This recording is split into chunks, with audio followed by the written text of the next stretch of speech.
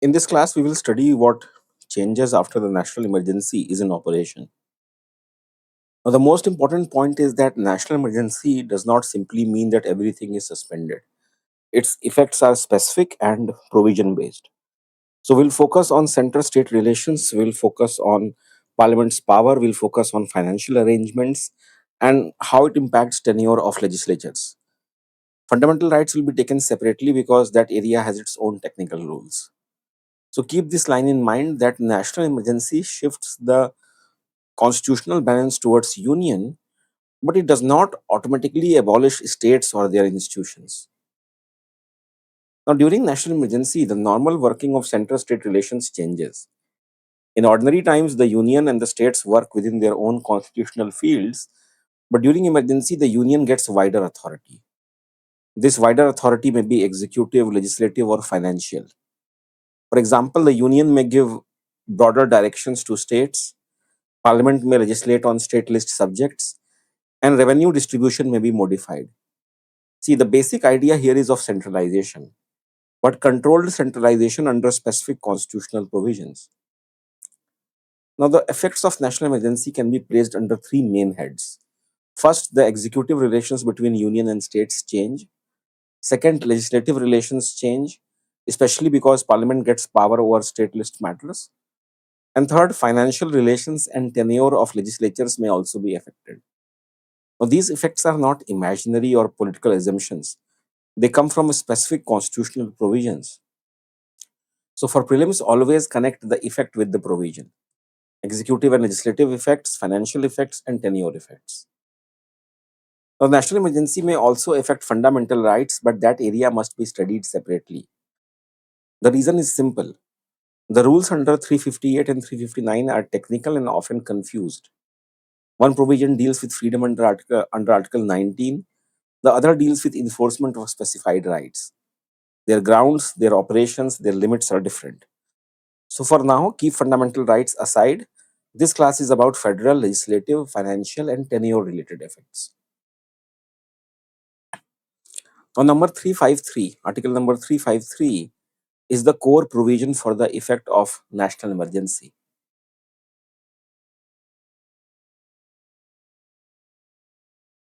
It tells us what changes once the proclamation is in operation. Now, it expands two major powers. First, the executive power of the union expands. Second, the legislative power of parliament also expands. And these two changes are central to understanding the federal impact of national emergency. So, what you need to remember is that 353 means the effect of national emergency, especially union directions and parliament's lawmaking power. Now, under this provision, the executive power of union extends to giving directions to any state. These directions may relate to the manner in which state's executive power is to be exercised. Now, see, this is a major shift. In normal times, the union cannot freely direct every state on every matter. But during national emergency, union executive control became wider because the security situation demands a coordinated action. So your recall line should be that during national emergency, the union directions to states become much broader. Now, in normal times, India's federal system limits routine union control over the states. There's a limit to it. The union may give directions in certain constitutionally specified situations, but it does not supervise every state matter as a general rule. For example, ordinary state administration remains with the state government. The union cannot convert every policy matter into a direct command unless the constitution permits it. So remember the contrast as well. Normal times means limited union direction. Emergency means expanded union direction. Now, during national emergency, the union may give directions to any state about how its executive power should be exercised. This makes state executive functioning more controlled by the union. Suppose a security emergency requires coordinated policing or transport control or border management or supply arrangements across states. The union may direct states more widely to ensure a unified response in that situation. So the prelims cue is that wider union direction, but not automatic dismissal of state governments. See, this is something which need to be very clear. This is one of the most important distinctions. National emergency does not automatically dismiss state governments. The chief minister and the council of ministers do not lose office merely because national emergency is proclaimed. State governments continue to exist, but they work under stronger union control. If a state government is to be displaced, that requires a separate constitutional route, such as maybe President's Rule under 356. So never write or never mark that national emergency automatically brings President's Rule in all states. The national emergency and President's Rule can both increase union control, but they do so in different ways. National emergency centralizes the federal structure because of a security threat. President's Rule is different. It is imposed when a state government cannot be carried on according to the constitution. In that case, the State Council of Ministers may be dismissed and the governor administers the state on behalf of the president. So, your recall line should be that national emergency controls states, president rule replaces concerned state executive. Now, let us come to the legislative effect. During national emergency, Parliament gets power to make laws on matters in the state list. In normal times, state list subjects are mainly for state legislature, but during national emergency, Parliament can enter this field because the Constitution allows temporary centralization. See, the state list does not disappear, but Parliament gains extraordinary power over it. Now, another common confusion is that state legislatures stop functioning during national emergency. That is not correct. State legislatures continue unless some other constitutional action affects them. They may still make laws on state list subjects, but their lawmaking power becomes subject to Parliament's emergency power, which means that if there is inconsistency, Parliament's law will prevail in the emergency framework. So your recall line should be that state legislatures continue, but Parliament gets overriding emergency authority. Now, Parliament's power over the state list during national emergency is temporary. It is not a permanent transfer of state list subjects to the union list. Once the emergency ends, the ordinary federal distribution begins to revive. But laws already made under emergency power do not necessarily vanish immediately. There is a limited after effect. So do not confuse temporary emergency power with permanent constitutional transfer of subjects.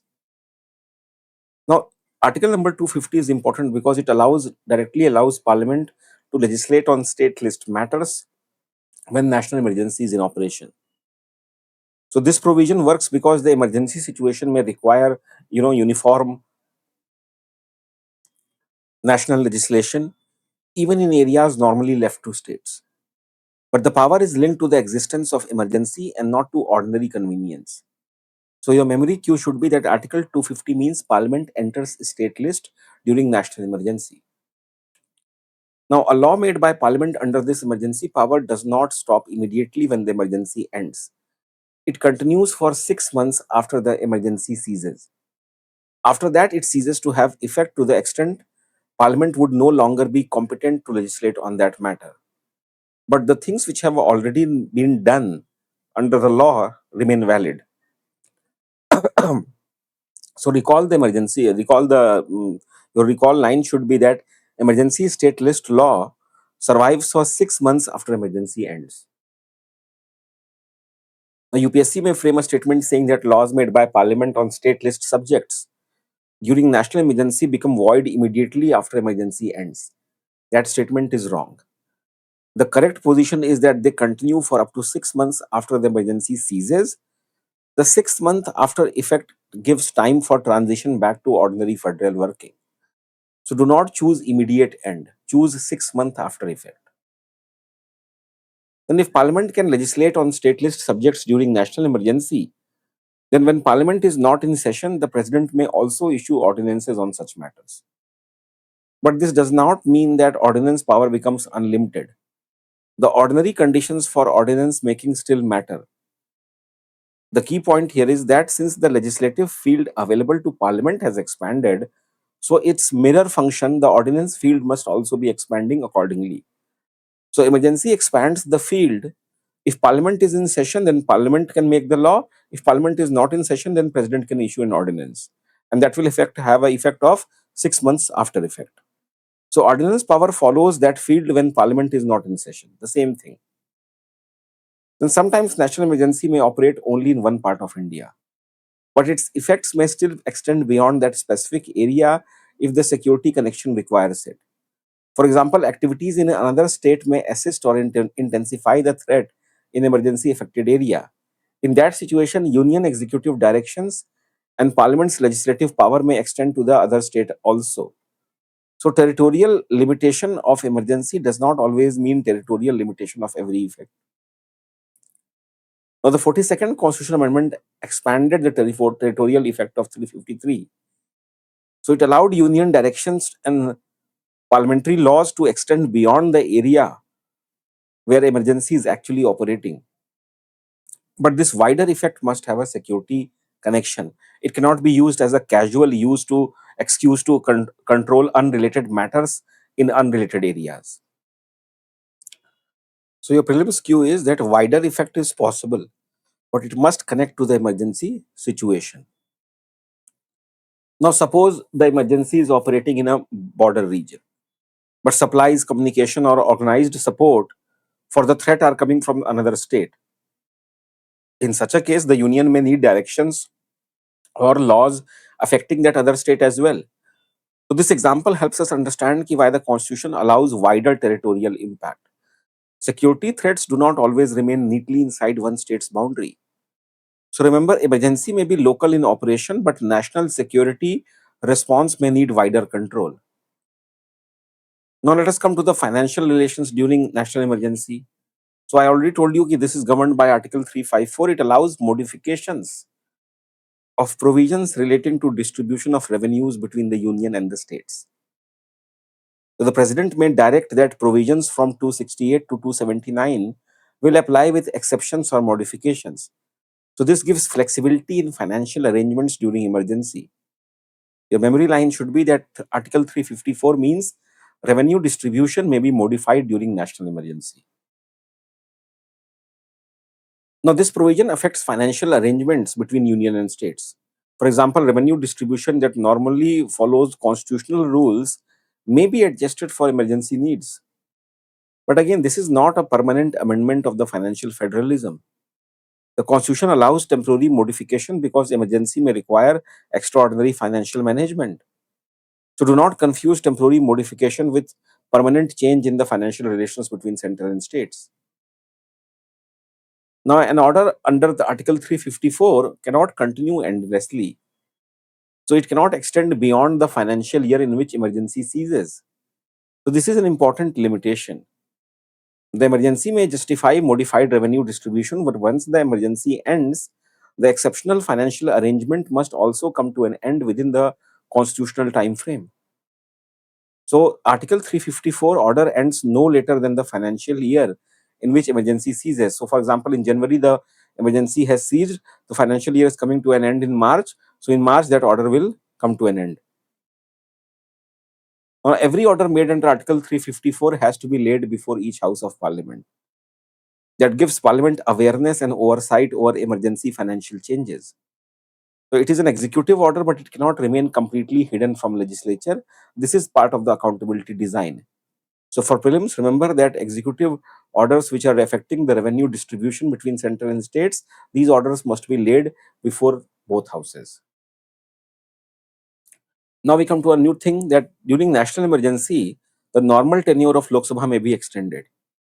Normally, Lok Sabha continues for 5 years from its first meeting unless dissolved earlier. But during national emergency, Parliament may extend its life by law. This extension can be for 1 year at a time, and it cannot continue beyond 6 months after emergency has ceased. So the formula is 1 year at a time and not beyond 6 months after emergency ends. Now, Article 83, Clause 2 gives the normal term of Lok Sabha. It says Lok Sabha continues for 5 years from its first meeting unless sooner dissolved. Now, the same provision also allows extension during national emergency, but each extension cannot exceed 1 year at a time. So even during emergency, the extension is controlled. So remember, normal term 5 years, emergency extension 1 year at a time. Now, the extension is not automatic. Parliament must pass a law to extend the life of Lok Sabha. The mere existence of national emergency does not itself extend the term. And also, if extension is given, It cannot continue beyond 6 months after the emergency has come to an end. This ensures that we return to electoral normalcy after emergency. So do not mark automatic extension as correct. Extension would require a law.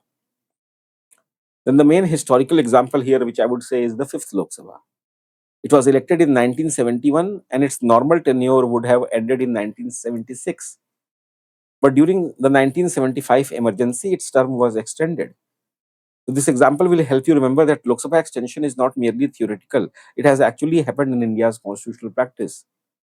So fifth Lok Sabha was extended during the 1975 emergency. Now, a state legislative assembly also has a 5-year term. So during national emergency, its life may also be extended.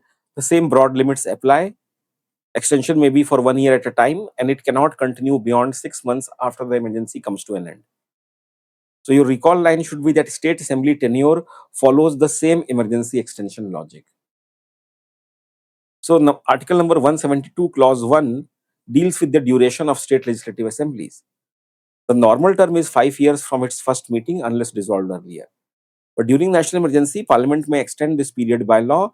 Again, each extension cannot exceed 1 year at a time. The provision is different, but the memory formula is similar to Lok Sabha. 5 years normally and 1 year emergency extension. Now, UPSC may frame a statement saying that term of Lok Sabha or state assembly is automatically extended during national emergency. That would be wrong. It may also say that extension can be for 2 years at a time or continue indefinitely after emergency ends. Those statements are also wrong. The limit is 1 year at a time and not beyond 6 months after emergency ceases. So the exact formula matters. It will happen by law 1 year at a time and 6 months of it will end after 6 months after emergency ends. Now, another broad confusion is that national emergency suspends all institutions. This is not correct. State governments, state legislatures, and courts do not automatically disappear. Their functioning may be affected depending upon the relevant provision, but the Constitution does not create a complete institutional vacuum. Each effect must be traced to a specific constitutional rule. So, in prelims, avoid blanket statements. Emergency effects are specific and not unlimited. Now, national emergency affects the federal balance. President's rule affects the governance of a particular state. This is the cleanest distinction.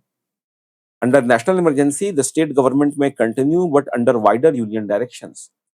Under President's rule, the State Council of Ministers is dismissed and the state legislature may either be suspended or dissolved. So, national emergency shifts control. President's rule takes over the concerned states. And fundamental rights have no linkage with Article 356. They get impacted only by Article 358 and 359. Now, the core effect of national emergency, let's wrap it up. The core effect of national emergency is that union becomes constitutionally stronger for the emergency period.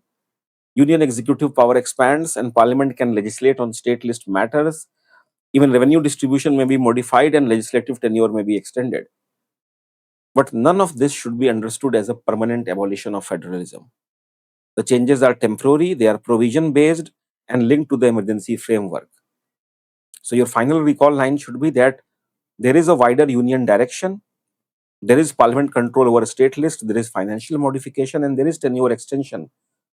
But the states are not automatically dismissed.